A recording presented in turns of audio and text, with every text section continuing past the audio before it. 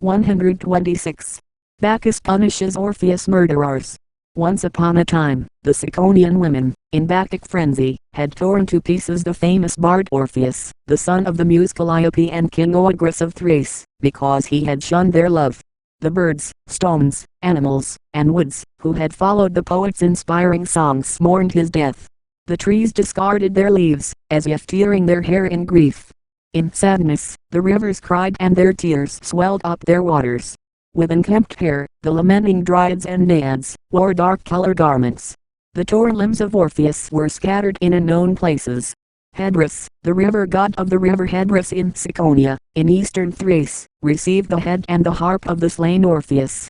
While floating down the river, Orpheus' beloved harp mourned immeasurably. Although without any life, yet the tongue voiced a bemoaning sound, and sorrowfully, the banks of the river replied. The stream carried the lifeless head to a foreign sandy shore of Lesbos, at Methymna, where a furious serpent opened wide its fatal jaws, but Phobos appeared and hardened the jaws to stiff stone. Bacchus grieved for the loss of his beloved poet of hallowed rites, and would not allow the wickedness of the murderers to remain without punishment.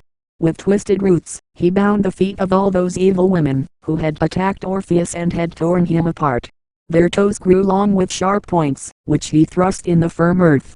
Like a bird, who is entangled in a trap hid by a sly fowler, knows that it is trapped only when it is too late, then frantically beats its wings, and the fluttering only makes the noose more tight with every struggling attempt. Likewise, as each cruel woman attempted flight by struggling, the roots went deeper and held them more tightly.